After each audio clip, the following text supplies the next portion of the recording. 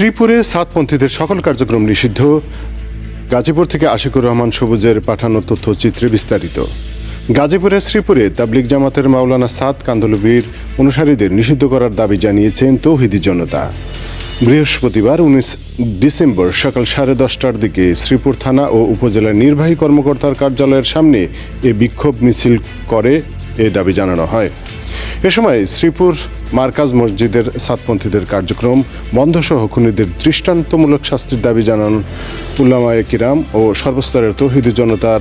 এ মিছিল শ্রীপুর থানার মোড় থেকে শুরু হয় এবং উপজেলা পরিষদের সামনে গিয়ে শেষ হয়। মিছিল শেষে উলামায়ে কেরামের 10 সদস্যের একটি প্রতিনিধি দল শ্রীপুর থানার ভারপ্রাপ্ত কর্মকর্তা ওসি এবং উপজেলা নির্বাহী কর্মকর্তার নিকট তাদের দাবিগুলি পেশ করেন। এ সময় উপস্থিত ছিলেন মাওনা চৌরাস্তার জামিয়া মাহমুদিয়া মাদ্রাসার মুহতামিম আবু সাইদ সুফি, মাওনা চৌরাস্তার দারুল উলুম কওমি মাদ্রাসার মুহতামিম মুফতি জামাল উদ্দিন, শ্রীপুর উপজেলার ইসলামী ঐক্যজোটের সভাপতি মুফতি শামীম প্রমুখ।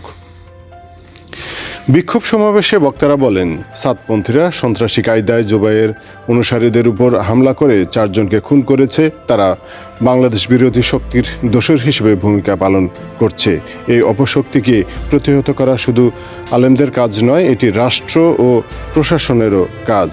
শ্রীপুর মডেল থানার ভারপ্রাপ্ত কর্মকর্তা ওসি জানাল আবেদিন মণ্ডল বলেন, সকাল 10:30টার দিকে 10 সদস্যের একটি টিম এসে টঙ্গী ইজতেমা মাঠে হত্যাকাণ্ডের ঘটনায় জড়িতদের বিচারের দাবি এবং শ্রীপুর মার্কাজ মসজিদের সাতপন্থীদের সাংগঠনিক কার্যক্রম বন্ধের দাবি জানালে সাথে সাথে ঘটনাস্থলে পুলিশ পাঠিয়ে তাদের কার্যক্রম বন্ধের নির্দেশ দেওয়া হয়। Golam Rabbani tuple, Voyager multimedia.